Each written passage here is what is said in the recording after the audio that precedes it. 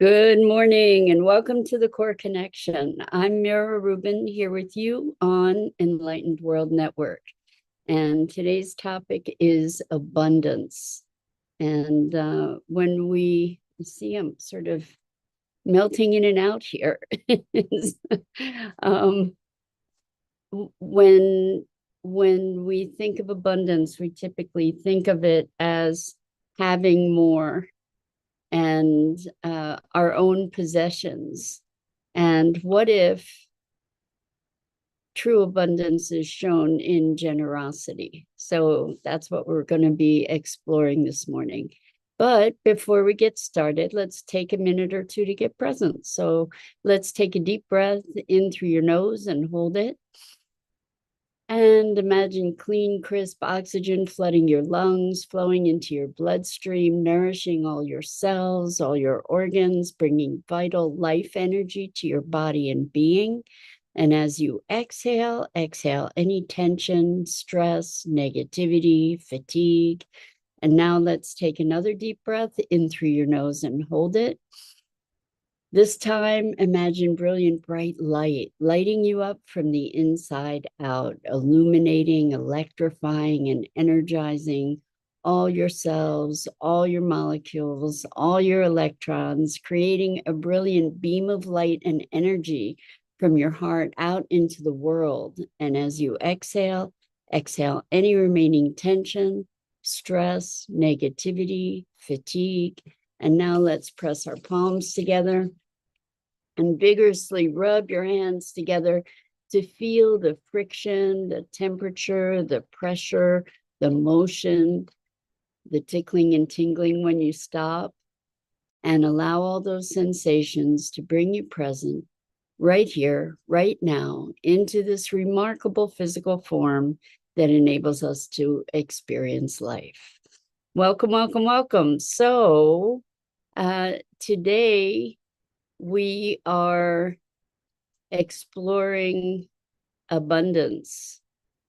And it looks like we might not be live on Facebook.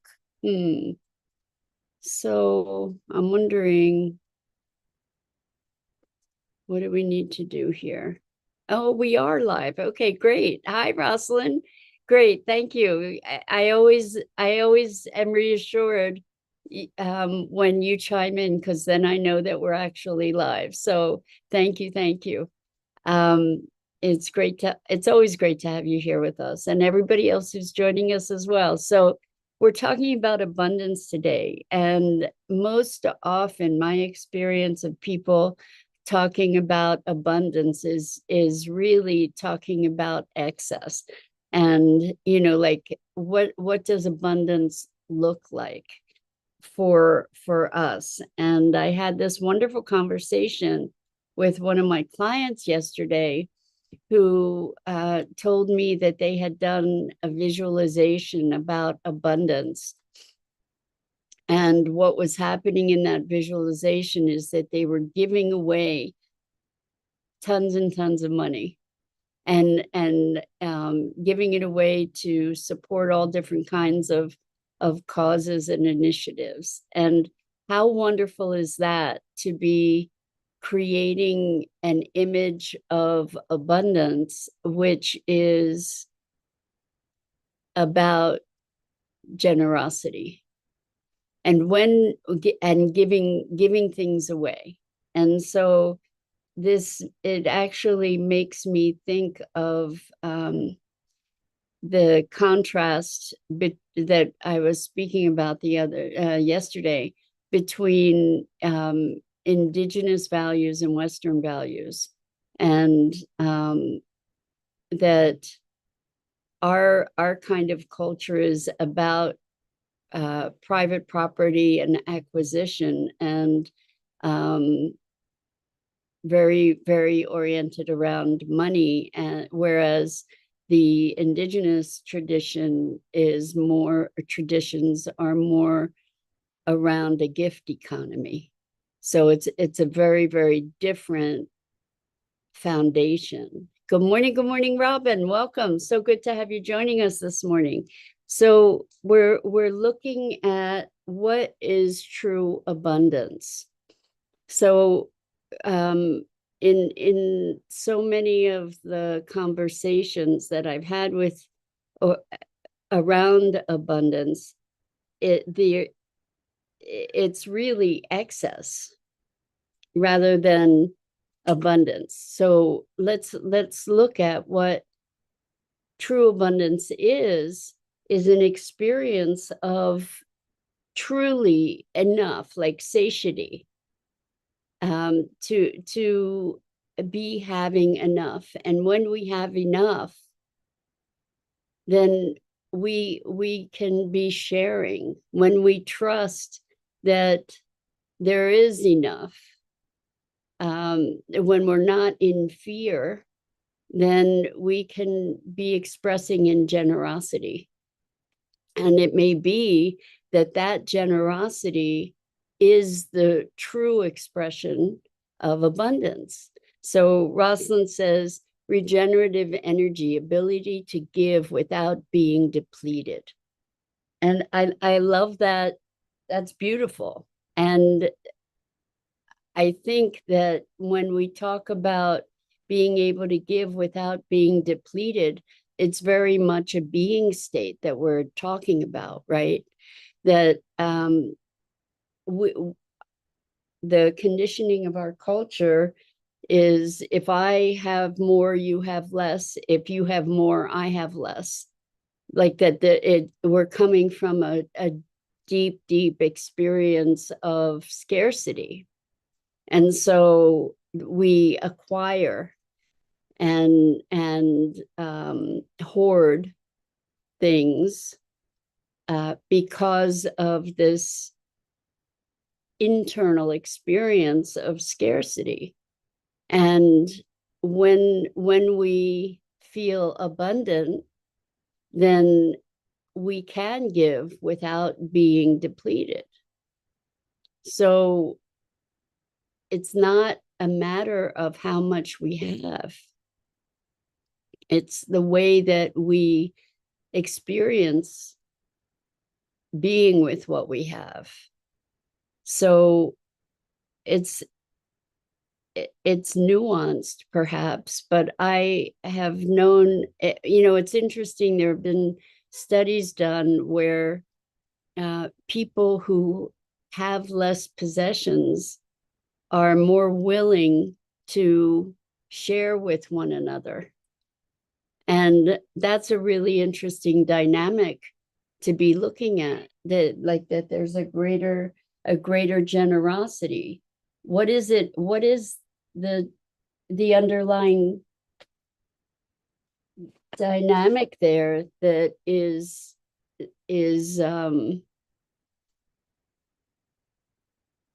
allowing people who have so little to share so generously with others? It's very, very interesting. There's a deeper sense of connection and gratitude. And when we can see somebody, when we can connect with somebody else and recognize their need, and maybe not even their need, but just to be able to want to share with another person. There is a sense of wholeness, gratitude, appreciation, maybe lack of attachment to the things when we can feel abundant and grateful for what we do have, and that gratitude is also an experience of abundance. So I'm wondering how this lands for you, to be correlating this notion of generosity with abundance. It's not like I have to have a certain amount of stuff in order to be feeling abundant, feeling grateful, feeling appreciative, feeling connected, feeling generous. That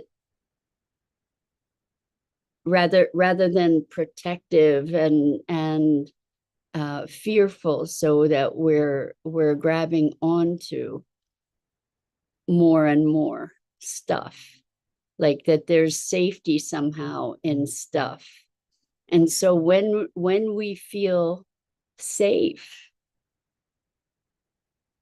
I think I think there's a big connection between safety and abundance. Because who's to say how much stuff moves us from scarcity to abundance? I don't think it's a function of stuff. It's a function of our being. It's a function of our perspective. It's a function of the way we think about things. And if we think about scarcity, scarcity is not enough. And when we think about enough, people tend to deride the word enough, like just enough, like enough is scarcity. But when we are at a meal and we say, wow, I've had enough, it's like we're satiated, we're satisfied. And in that moment, we don't need anything more. And so the need is met. And typically, when we talk about abundance, there's an element of excess, an element of greed in it, which is related to the fear. Trying to allay our fear by accumulating. So, when we think about collecting things, hoarding things, it's for fear of there not being enough of something. So Rubin says, when you give with a grateful heart, either material or emotional, it will return for your highest good in one way or another. I think that's really true, Rubin. It makes sense. So what we're looking at is like a virtuous cycle where the abundance mentality is being able to give with a grateful heart, to be generous, to be able to give without being depleted. In fact, to be able to give with being filled up. It's a very different way of being. There's a connectedness and a trust, so that engenders this sense of safety and of true abundance, that I am not being plagued by fears around scarcity, or survival, moving from survival to living, to thriving. And the quality of our lives is very much dictated by the stories we tell. So the stories we are indoctrinated to in Western culture are often stories of scarcity and othering. and disconnection, separation, and finding gratification through stuff. I don't think I ever really connected this notion of trust and safety with the experience of abundance before, but it makes total sense, right? Because the opposite of abundance is scarcity in terms of mindsets, I think, or maybe it's just fear. So much of our lives so easily can be run by fear. There's a lot around for us to be able to make a story around fear for ourselves. I mean, there's lots that we could justify being afraid about. And the thing is that as we allow ourselves to sink into that fearfulness, it magnifies and amplifies itself. If we allow ourselves to step into gratitude and appreciation and trust and safety, that also can magnify itself, because the way that we interact with the world is coming from a space energetically that is attracting more of that energy. It's like attracting like. So if we believe that the world is a wonderful world or a horrible world, it is, because that's the lens through which we see and experience it and interpret it. And so to this sort of a collection of emotions, this cluster, this dynamic cluster of emotions, serve to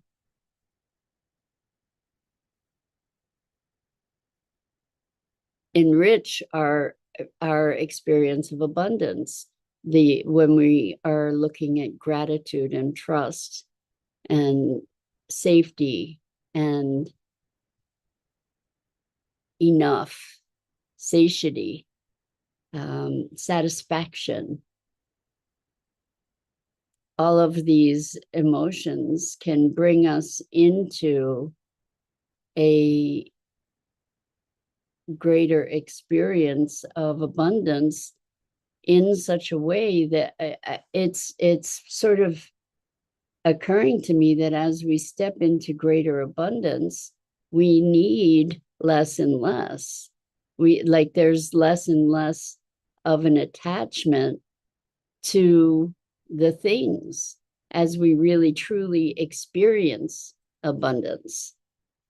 There's less attachment to the stuff. And so many of us, when we talk about abundance, we're talking about stuff. And I think that that's kind of missing the point, because stuff comes and goes. And we can experience the flow, the in and out flow of stuff, and still be in abundance. So rather than making our experience of abundance and trust and safety reliant on external circumstances, rather than having it dictated by external circumstances, what if we can reside in that place of wholeness and flow and true trust and safety? So not like gritting your teeth and tensing your shoulders and saying, I'm trusting the universe, I'm trusting the universe, not like that, but really connecting to life in a way that we experience the ease of trusting life. So while we talk about abundance, I guess we get to look at, how do we know when we're abundant? Like it's a feeling, right? And so how do we move from scarcity to abundance? Because what I notice is the more people have, the more they feel like they have to have in so many cases. It's not that common that I've seen people say, I have enough. Like I don't need to be striving for more. I'm good. And so it's sort of counter, I'm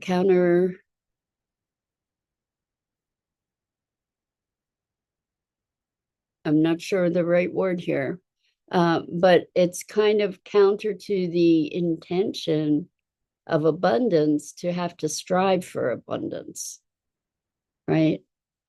Because what we're striving for is more. Abundance doesn't really mean more necessarily. It's like, okay, when I have this much, then I'll feel abundant. Is that how it works? I mean, we could have it be that when our foundational needs are met, but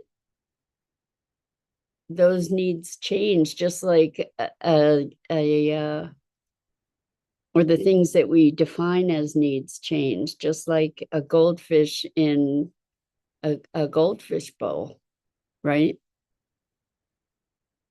More, bigger, right?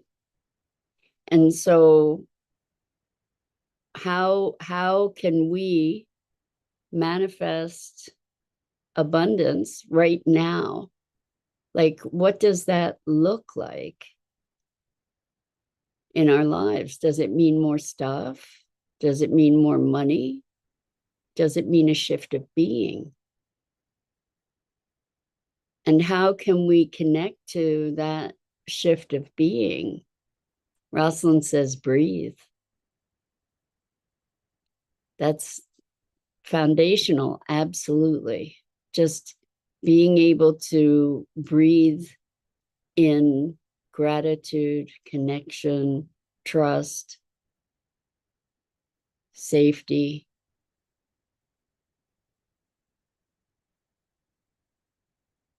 All of those things, all of those experiences, all of those emotions can elevate us to just be appreciating. Gratitude is another, of course, like appreciating the abundance that exists already, like right here, right this moment, and how deeply, deeply rich we are. And that's not really dependent on things.